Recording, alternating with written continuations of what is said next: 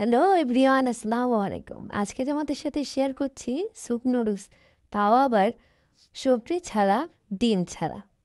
প্রথমেই নিয়ে নেব একটি কড়াইতে দিয়ে দেব পরিমাণ মতো তেল, দিয়ে দেব পেঁয়াজ কুচি, দিয়ে দেব রসুন কুচি, দিয়ে দেব মরিচ কুচি, দিয়ে দেব টমেটো সস, দিয়ে দেওয়ার পর দিয়ে দেব লবণ পরিমাণ মতো, দিয়ে দেব সাদা গোলমরিচের গুঁড়ো, দিয়ে দেব মরিচের গুঁড়ো, দিয়ে দেব প্যাকেটে রাখা নুডলসের যে মশলা সেটা, দিয়ে দেব 1 চামচ পরিমাণে চিনি।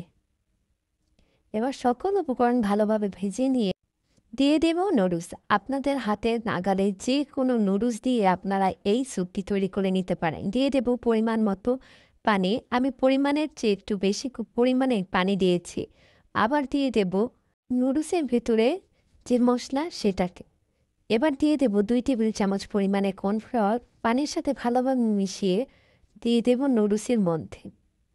এবার সকল উপকরণ ভালোভাবে মিশিয়ে নেব 5 মিনিটের মতো। সে পর্যায়ে দিয়ে দেব জিরের গুঁড়ো। স্যুপ নুডলসের ভিতরে জিরের গুঁড়ো দিলে এর স্বাদ দ্বিগুণ হয়ে যায়।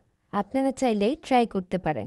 ব্যাস, স্বল্পক্ষণেই তৈরি হয়ে যাবে আপনার ফেভারিট ডিম ছাড়া সবজি ছাড়া স্যুপ নুডলস। এটা অত্যন্ত পরিমাণে খেতে মজা হয়েছে।